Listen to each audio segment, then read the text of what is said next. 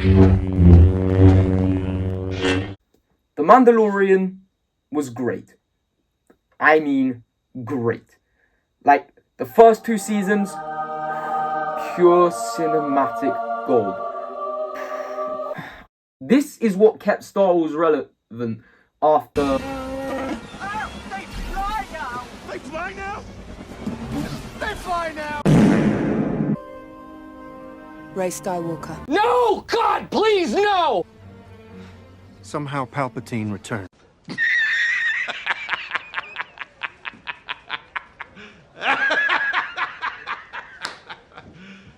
You serious? Yeah, all that aside, I was really excited to see the Mandalorian and Grogu. Especially because I love these characters, and in case you couldn't tell, I love Star Wars. The original trilogy and the prequel trilogy are very, very special films to me. So at the moment, it's been really difficult to watch.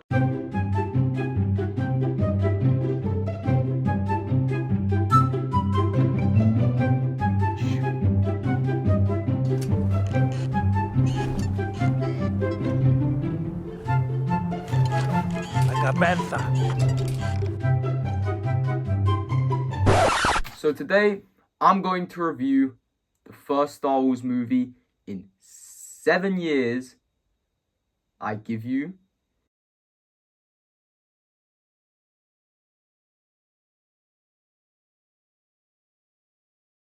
The movie's plot is nothing special. We follow Mando and Grogu on another mission where they have to capture an Imperial warlord called Commander Coin. The Hutt twins, who were the antagonists in the Book of Boba Fett, before Disney then decided to replace them with the Pikes and then Cad Bane for some reason. What'd they do to my boy Cad Bane, bro? Why'd they do my boy like that? Mando's quest giver, Sigourney Weaver, basically says to him, look, we need you to go and get this information from the Hutts, but they'll only give it to us if you go and get his Jabba the Hutt's son, Rotter the Hutt, because they want him back. Because he's being held against his will. Mando, Grogu, and Zeb from Rebels go to, I think the planet's called, like, Shakria? Shitria? They go to this planet, which is kind of like another version of Mos Eisley, Scum and Villainy stuff. It's pretty cool, actually. Mando gets information from Martin Scorsese, who's playing a, like, 4-armed monkey in this one, which is kind of cool. They go to the arena and they find Rotter.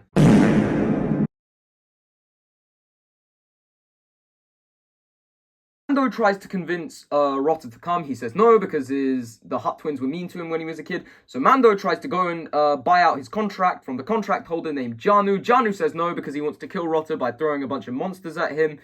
Mando then goes back to Rotter, tries to break him out of his, like, gladiator cell, but then he gets, like, hit with knockout gas, even though he's wearing a helmet that can filter out toxins, and we've seen him use, like, 50 other times on the show. Okay, I'm sorry, nerd crash out, I'm sorry, just cut that, start again, stick to the script. Where was I? A few moments later. Mando has to fight Rotter, then in the gladiator arena when he wakes up, then they both have to fight all the monsters, and then the monsters break out of the arena, cause havoc in the streets of Shikaria, Shikari, that's it. Okay, the monsters break out of the arena, they cause havoc, Mando gets Rotter, and they fly away back to the New Republic base. My days, this movie's long. On the ship, Rotter's like, oh, why are you kidnapping me? I don't want to go with my uncle and aunt. And Mando's like, well, I've got to find this, like, guy called Commander Coin. Then Rotter drops the bomb that Janu, the contract holder, is Commander Coin.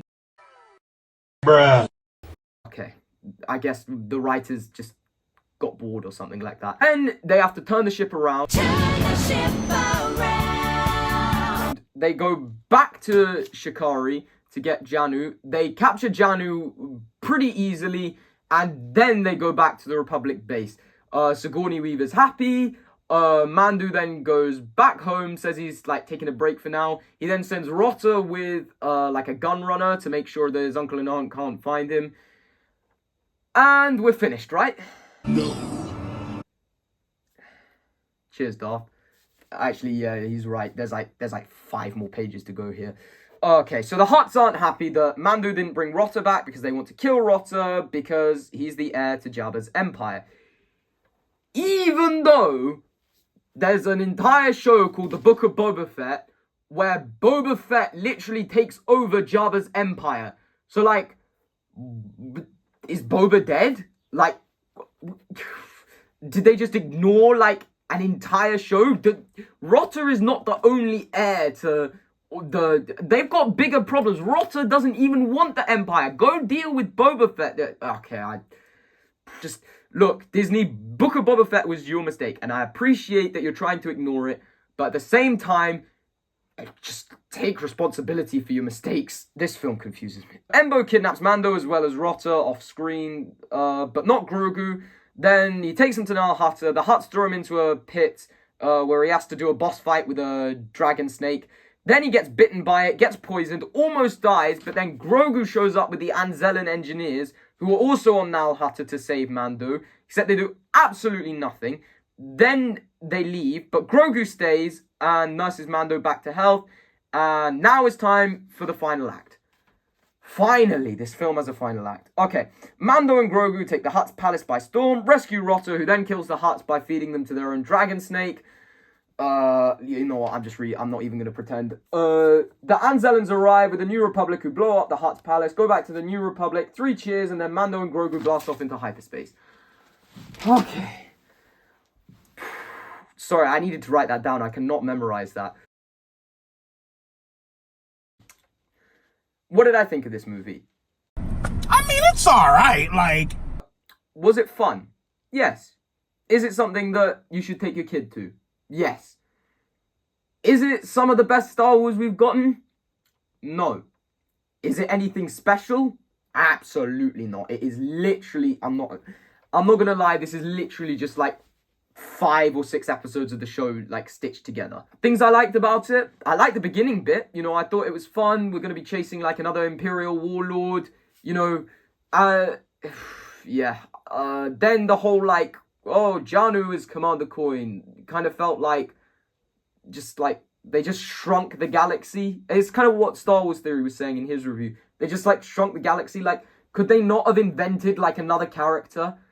Like, or maybe they could have made him like Moff Gideon, like somehow Moff Gideon returned. Why am I saying that?